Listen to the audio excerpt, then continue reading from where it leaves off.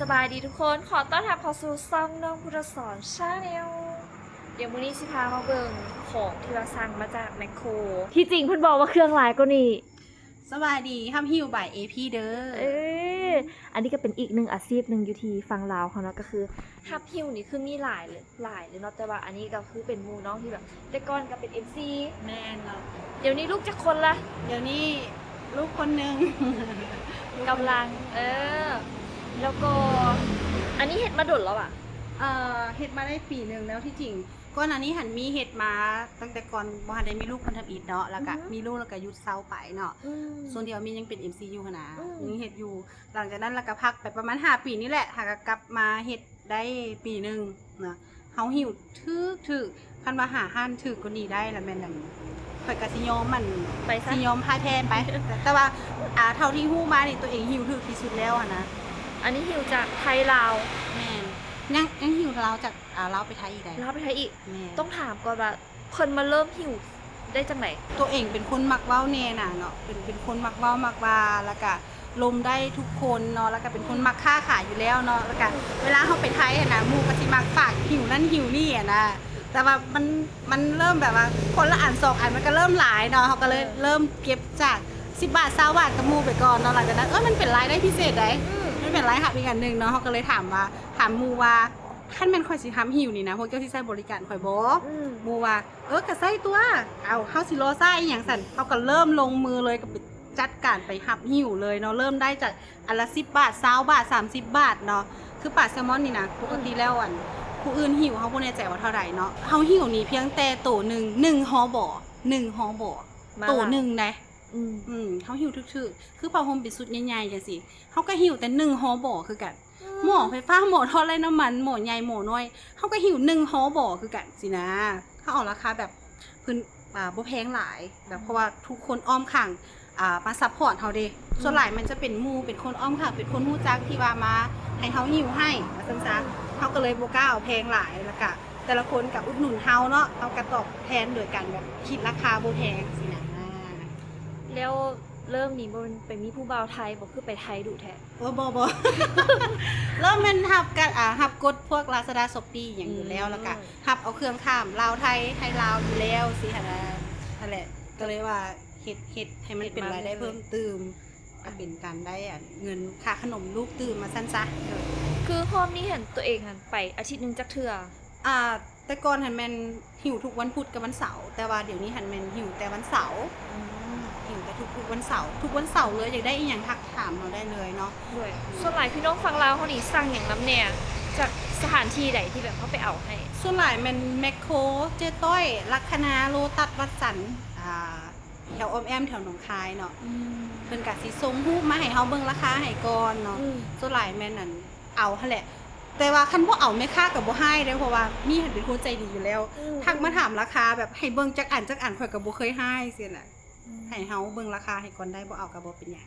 เดี๋ยวนี่ราคาถูกสุดจักกีบจักบาทราคาถูกสุดแม่นละก็10 บาทเริ่มต้น10 บาทแพงสุดตอนนี้เท่าไหร่แพงสุดแม่นคือแม่นเป็นพวกพัดลมแพงสุด300 บาทเป็นพวกเครื่องนอนใหญ่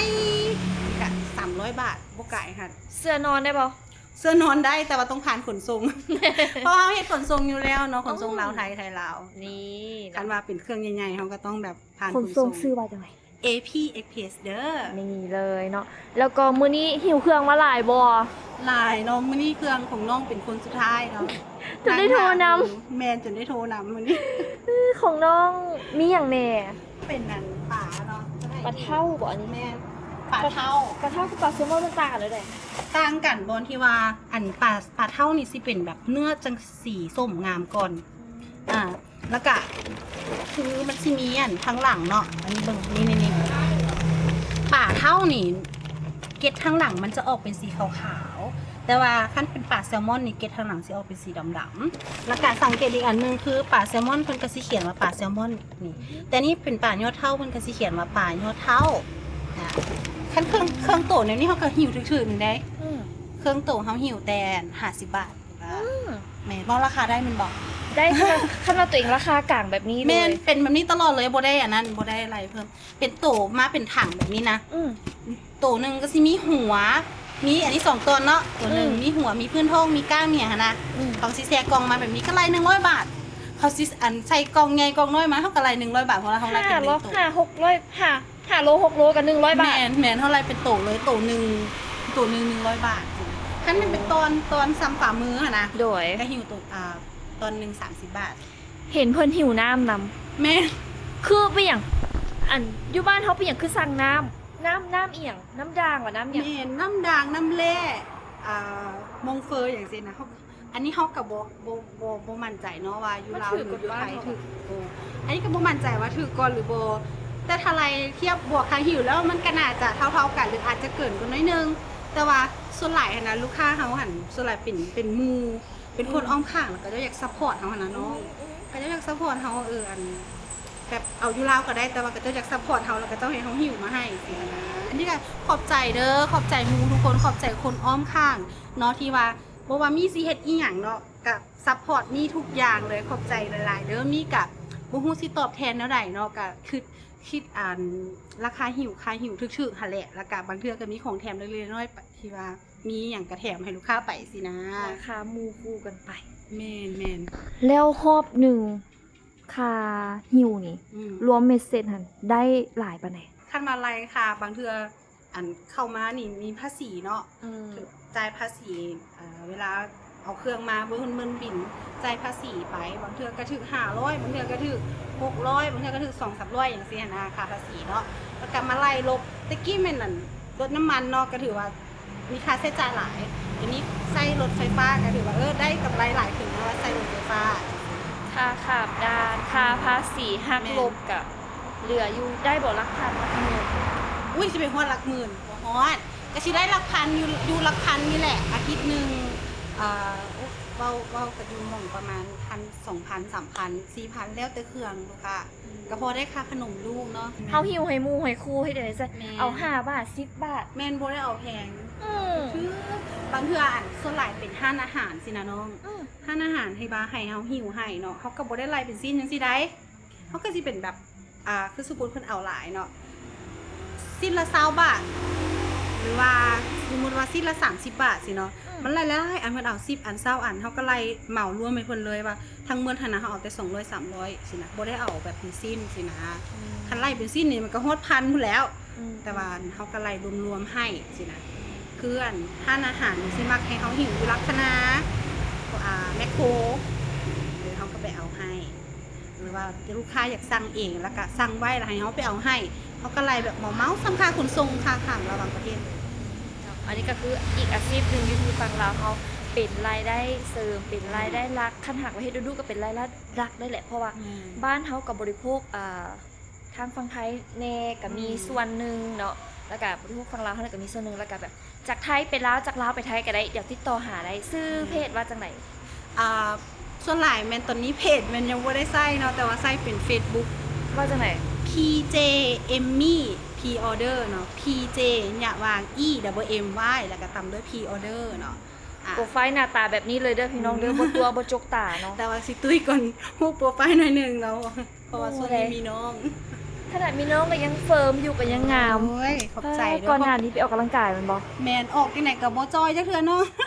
บ่ต้องจอยดอก อ่า ให้มันเฟิร์มให้มันกระซับซ้ำนี้ผู้ดีแล้วเต็มต้องจอยซ้ำใด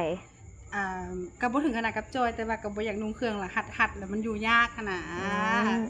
นั่นแหละขอบใจน้องหลายๆเด้อที่ว่ามาอุดหนุนวันนี้แล้วซ้ำบ่นำมาถ่ายคลิปให้พร้อมโอ้ยดีใจหลาย ขอบใจซึ่งกัน หาก็ฮู้ว่าอยู่บ้านเดียวกัน ตอนมื้อมาเอาเครื่องนี่ บ่ฮู้แล้วอ่ะ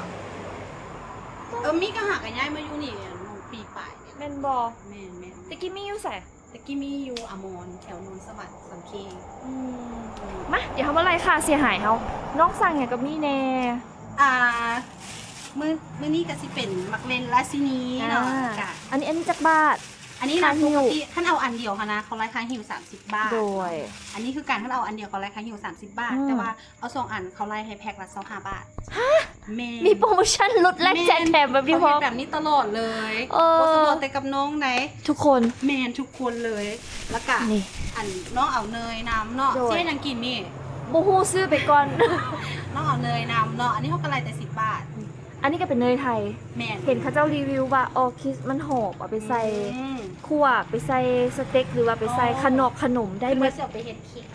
เฮ็ดเค้กได้พอบอกเห็นเพิ่นไปเฮียนเฮ็ดเค้กนำ หมูฮู้เสียนั้นบ่กิจการว่าสิเกิดข้างไก่เค้กอยู่ข้างหน้าบ้าน เฮ็ดเดี๋ยวมาอุดหนุนใส่เนยตัวใดตัวนี้บ่ บ่เป็นเนยเค็มเนย อ๋อ เป็นเนยกากงัวสีทองสีเทาบ่สีเงินมาก็จะเอิ้นเจี้ยนเหลื่อมสีเงินนะ อันนี้ได้จักบาทนี่ อันนี้แม่นั่นค่าเครื่องของบ่จื้อแล้วมันอยู่ในบิน ค่า แต่ หิ้ ว่าว ค่าหิ้วแม่เขาเอานำ10 บาท นี่จะซี่ก็หิวมาให้สิ้นเดียวก็หิวมาให้ แม่นบ่ มาเอาโลด สมมุติว่ามาเอาสมมุติว่าสั่งอันนี้อันเดียวนะ อืม เขาก็ได้20 บาท แต่อันเดียว หลาย เอออันนี้เอาหลายแล้วนี่เป็นปลาแซลมอนราคาหิวเครื่องตัวอย่างนี้นี่มันเป็นราคามาตรฐานรุดก็ดีกับบ่ได้แล้วเพราะมันต้องแสนก้อนมา เออ อันนี้มัน50 บาทราคาหิวแต่ว่ามื้อนี้พิเศษเด้อพิเศษเฉพาะสาวน้องคนนั้นเท่านั้นเขาจะบอกค่าหิวเนาะเขาจะเอาแต่ค่าเครื่องเท่านั้น บ่เอารถ บ่ เอารถ อันมื้อนี้ ซื้อขนมให้น้อง หนำเนาะเขาเอาเขาแถมอันนี้ให้เรา มีขนมแถมพ่อโอ้ย เป็น ตา โย หั เกิ ก ร์ต เลย เป็นกิ๊กโยเกิร์ตแล้วก็มีท็อปปิ้งหนึ่ง เอ้ยกินเลย ให้อง กินเลย ได้ชิม มักคือแบบที่เฮากินก่อนออกกำลังกายหรือกินหลังออกกำลังกาย อันนี้ก็หลายเคียวอยู่ในบ่แม่นกินแล้วบ่ตุ้ยได้ มันกินได้เวลาอาหาร สอง บาง ร้อยซาวอุ้ยกับ แต่ว่ามันมีโปรตีนน้ำพอเป็น เออ กิ๊กโยเกิร์ตมันจะมีโปรตีนอยู่ละเด้ เก่าก็ดีกว่าเฮากินขนม แม่ขอบใจเด้อที่ว่าน้องมาทายให้มื้อนี้นะขอบใจหลายๆเลย ขอบใจเส้นกันเนาะใครอยากได้เครื่องจากทางฝั่งไทยหรืออยากได้จากฝั่งลาวก็ติดตามเพิ่นได้เนาะแต่มื้อนี้ก็สิได้ขอตัวไปก่อนได้ของกินจากไทยแล้วขั้นแบบเฮาไปเองอะนะ อืม หนึ่งค่าจำดาน แม่ ค่ารถโอ้กับปีไปน้ำมันอีกประมาณ500ละ แม่น เพราะว่าเขาบ่ได้อยากซื้อหลายเขาอยากกินซันนี่แต่ขั้นแบบไปซื้อเครื่องมาขายโบหรือว่าไปเที่ยวไปอย่างอันนี้กับปกติเนาะบ้านเขาไปเที่ยวไทยดูเสาร์อาทิตย์ไปได้แต่รถลาวเขา โอ้ยเต็ม หลายคือเก่า ส่วนเฮาสิไปอันทอดแมคโครได้นะสู่โซนบ่ให้ว่าซ้ำบ่หนำนะขาม้านี่นะขาเป็นลากเนาะส่วนสิกลับมาได้ก็เป็นเรื่องง่ายเนาะ โดยเฉพาะวันอาทิตย์ แม่ ตลาดของถม วันอาทิตย์เฮาบ่ค่อยได้หิวย้อนว่าวันอาทิตย์คนที่หลายกว่าวันเสาร์อีกได้แม่น พี่น้อง ก็เลยว่าหิวแต่วันเสาร์แต่ตั้งแต่วันเสาร์เข้ากันเอิ้นได้ว่าสู่โซนกับอันการหมุนไปนี่บ่ให้ว่า คนหลายเนาะคนหลาย แมนพี่น้องก็ถามว่าบ่ได้ไปเที่ยวไทยบ่ทรงนี้ยังเธอเด้อเนาะทรงนี้ยังบ่ได้ข้ามเดี๋ยวเก็บหอมล้อมริดกันก่อนอยากกินหยังก็มีแต่ฝากเพิ่นนี่แหละหิวมาให้เดี๋ยวมื้อหน้าพาไปลินไทยกันตืมเนาะอุ๊ยเสาร์อาทิตย์คนหลายเดี๋ยวเฮาสิสู้เนาะแล้วก็เป็นกำลังใจให้อ้ายๆตำรวจตมทางฝั่งลาวฝั่งไทยเฮานำเพราะว่าสองมื้อนี้คนหนาแน่นแท้มื้อนี้ก็สิได้ขอตัวไปก่อนเด้อบ๊ายบายทุกคนสบายดี เข้าใจฝากเด้อทำหิวไหวพี่จ้าใจ